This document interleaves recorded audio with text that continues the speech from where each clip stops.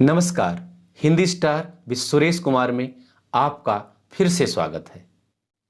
दोस्तों, आपको लग रहा होगा कि मैं आपको बहुत लंबे समय के बाद वीडियो दे रहा हूं और ये मेरी मजबूरी थी। ये जो कोरोना की दूसरी लहर आई थी, इसमें हमारी पत्नी और बच्चे सभी कोरोना से प्रभावित हो गए थे। मैं और मेरी पत्नी लंबे समय तक हॉस्पिटल में रहना पड़ा और सच बताऊं तो इस बीमारी ने मुझे शारीरिक और मानसिक दोनों रूपों से तोड़ दिया था और इसीलिए मैं आपको वीडियो नहीं दे पा रहा था। देखने में ठीक दिख रहा था, लेकिन मानसिक तौर पर मैं तैयार नहीं हो पा रहा था।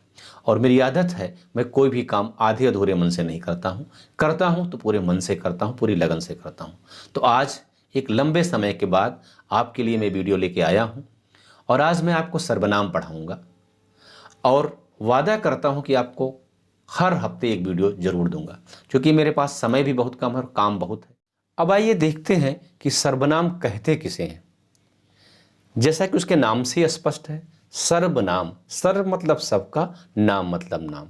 जो सबका नाम हो वो सर्वनाम। अब आप सोच रहे होंगे कि सबका नाम कैसे होगा, वो मैं आपको आगे बताऊंगा। अब आपको किताब की जो परिभाषा है, सर्वनाम किसे कहते हैं? जो शब्द संज्ञा के बदले प्रयुक्त होते हैं वह सर्वनाम होते हैं। अर्थात जो शब्द संज्ञा के स्थान पर प्रयोग किए जाते हैं, संज्ञा के बदले बोले जाते हैं, वह शब्द सर्वनाम होते हैं। अब आपके मन में यह सवाल उठ रहा होगा कि संज्ञा के बदले शब्द प्रयोग करने की जरूरत ही क्या है? तो जरूरत यह है, एक ही शब्द को बार बार रिपीट होने से बचाने के लिए, उन शब्दों की पुनरुक्ति को रोकने के लिए। जैसे मैं आपको उदाहरण दूं कि सीता ने सीता की बहन से पूछा कि सीता की साड़ी कहाँ है। अब ये थोड़ा अटपटा लग रहा है। अगर इसी को हम ऐसे कह दें कि सीता ने अपनी बहन से पूछा कि मेरी साड़ी कहाँ है, ये वाक्य सही हो गया ना? इसीलिए सर्वनाम की आवश्यकता पड़ती है। तो सर्वनाम किसे कहते हैं? जो शब्द संज्ञा के स्थान पर प्रयोग किए जाते हैं, ताकि वाक्य में संज्ञा के शब्दों की बार बार पुनरुक्ति ना हो, उनको रिपीट ना किया जाए। फिर अभी होता है कि सर्वनाम के भेद कौन कौन से हैं? तो सर्वनाम के 6 भेद हैं। पहला क्या है? पुरुषवाचक। दूसरा क्या है? निश्चयवाचक। तीसरा क्या है? निश्चय है तो अनिश्चयवाचक भी होगा। चौथा क्या है? प्रश्नवाचक। पांचवा क्या है? संबंधवाचक। और छठवां क्या है? निजवाचक।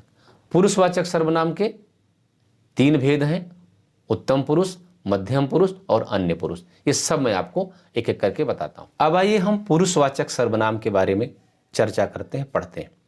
जो शब्द कहने वाले, सुनने वाले अथवा जिसके बारे में कुछ कहा जाए उसके बारे में बात कर रहे हैं तो उन्हें पुरुषवाचक सर्वनाम कहते हैं।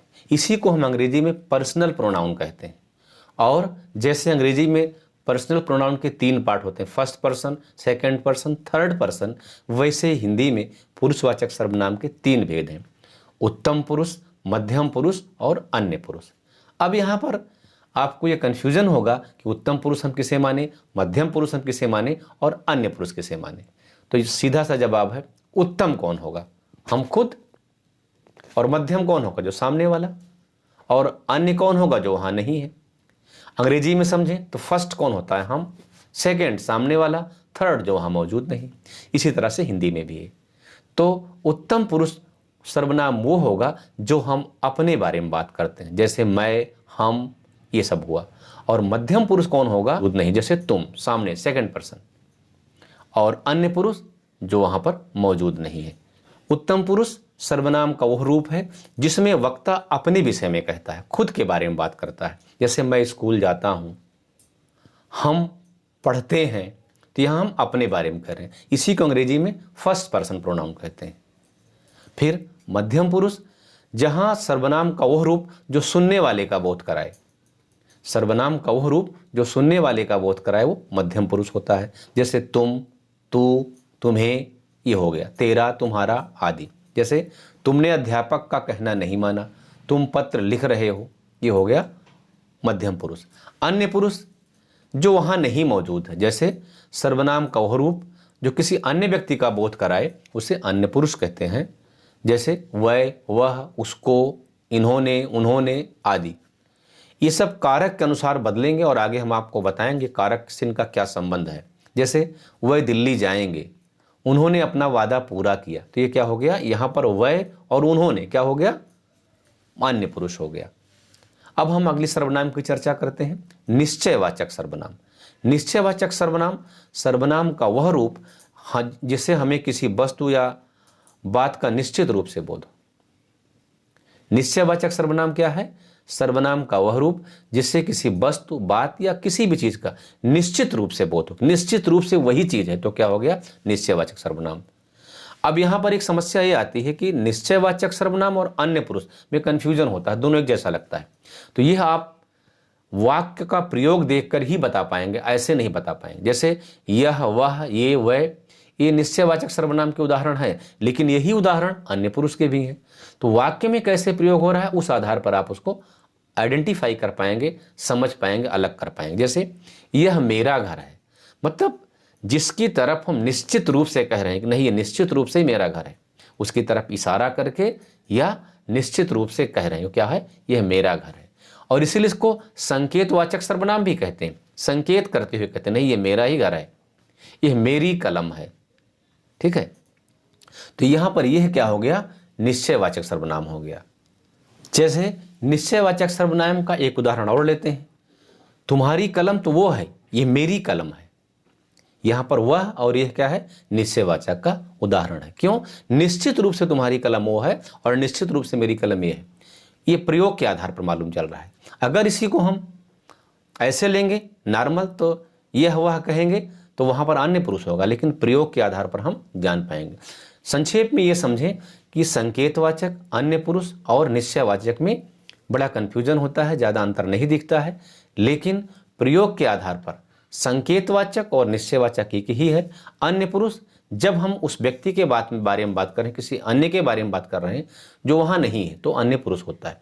लेकिन जब निश्चित रूप से करें यह मेरा है, वो तुम्हारा है, संकेत करते हुए या पूरी निश्चितता के साथ कन्फर्म होकर के, तो वहाँ निश्चयवाचक सर्वनाम होता है। और आपकी परीक्षाओं में, खास करके बड़ी परीक्षाओं में यही प्रश्न पूछे जाते हैं, 4 ऑप्शन दे देते हैं और वहाँ पर कन्फ्यूजन होता है, गलत हो जाता है। तो यहाँ पर आपका कॉन्सेप्ट अगर क्लियर रहेगा कि संकेत करते हुए निश्चित रूप से अगर कह रहा है कि यह मेरा है, वो तुम्हारा है, यह मेरा ही है, वो तुम्हारा ही है, तब वो जो है निश्चयवाचक है। अब एक ही जगह पर संक्षेप में देख लें, उत्तम पुरुष, मध्यम पुरुष, अन्य पुरुष, फिर उसके बाद हम अनिश्चयवाचक पर चलते हैं। क्योंकि यहाँ पर हम निश्चयवाचक बता रहे हैं तो निश्चयवाचक और अन्य पुरुष में कन्फ्यूजन होता है। इसलिए जैसे मैं स्कूल जा रहा हूँ, तुम कहाँ जा रहे हो और वह कहाँ जा रहा है, तो यहाँ पर क्या हो गया, मैं स्कूल जा रहा हूँ, मैं प्रथम पुरुष हो गया, मैं उत्तम पुरुष हो गया, तुम मध्यम पुरुष हो गया, वो अन्य पुरुष हो गया, तीनों हो गया यहाँ पर।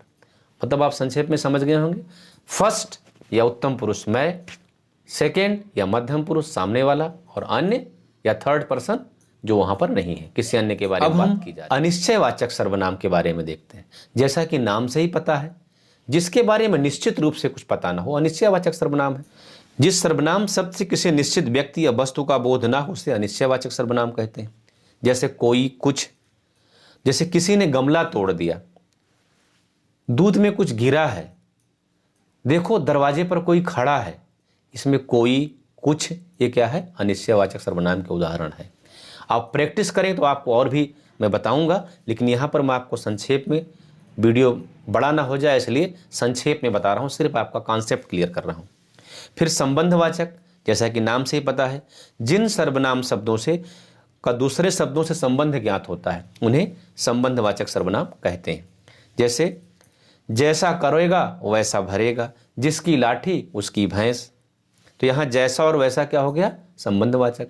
जिसकी और उसकी, जैसा करेगा वैसा भरेगा, तो जैसा और वैसा में संबंध है, वाक्य के दोनों हिस्सों में संबंध है, इसलिए संबंधवाचक। जिसकी लाठी उसकी भैंस में जिसकी और उसकी में संबंध है। अब प्रश्नवाचक सर्वनाम, प्रश्नवाचक सर्वनाम किसे कहते हैं, जो सर्वनाम शब्द प्रश्न पूछने के लिए प्रयोग किए जाते हैं उन्हें प्रश्नवाचक कहते हैं। जैसे आपको क्या चाहिए, पानी किसने गिरा दिया, तुम कौन हो, तुम कहाँ जा रहे हो, ये सब क्या हो गया, प्रश्नवाचक सर्वनाम का उदाहरण होया। क्या तुम घर जाओगे, ये सब क्या हो गया, प्रश्नवाचक सर्वनाम का उदाहरण। तो जैसे प्रश्नवाचक शब्द हैं वही प्रश्नवाचक। अब इसमें सीधा सा समझ जाइए कि जो भी प्रश्नवाचक शब्द हैं, क्या, कौन, कब, कहाँ, किसने, ये सब क्या है, प्रश्नवाचक सर्वनाम के उदाहरण हैं। अब आता है निजवाचक सर्वनाम। जिन सर्वनाम शब्दों का प्रयोग कर्ता स्वयं के लिए निजता के अर्थ में, खुद के अर्थ में करता, उसे क्या बोलते हैं, निजवाचक सर्वनाम। जैसे अपने आप, निजी, अपनी, स्वयं, खुद की, ये सब क्या है, निजवाचक सर्वनाम के उदाहरण हैं। जैसे मैं अपने आप चला जाऊंगा, आप यह काम स्वयं कर लीजिए। तो यहां पर मैं अपने आप, यहां पर अपने आप क्या हो गया, निजवाचक सर्वनाम। आप यह काम स्वयं कर लीजिए, यहां स्वयं निजवाचक सर्वनाम का उदाहरण हुआ। अब मैं आपको बता रहा था कि सर्वनाम का कारक से क्या संबंध है, तो आपको मैं बता रहा हूं कि सर्वनाम में केवल 7 कारक होते हैं। वैसे तो 8 कारक होते हैं, 7 कारक क्यों होते हैं, इसलिए कि जो संबोधन कारक होता है वो नहीं होता है, क्योंकि पुकारने में संज्ञा का ही प्रयोग होता है। इस तरह से सर्वनाम का चैप्टर खत्म हुआ। इसमें जितना हो सकता था मैंने आपको बेहतर देने की कोशिश की। अगर वीडियो अच्छा लगता है तो लाइक ज़रूर कीजिएगा, दोस्तों को शेयर कीजिए ताकि हमारा हौसला बढ़े। कुछ नया चाहते हैं, कुछ और कुछ सीखना चाहते हैं या कुछ सुझाव देना चाहते हैं तो कमेंट जरूर कीजिए। ऐसा नहीं कि वीडियो देख के निकल जाइए। नए हैं तो सब्सक्राइब जरूर कीजिए। इसका आपको पैसा नहीं लगता और मुझे पैसा भी नहीं मिलता, लेकिन मुझे हौसला ज़रूर मिलता है कि हमारे वीडियो को लोग देख रहे हैं, आपका प्यार मिल रहा है। तो वीडियो को लाइक करना, शेयर करना, कमेंट करना, सब्सक्राइब करना मत भूलिए।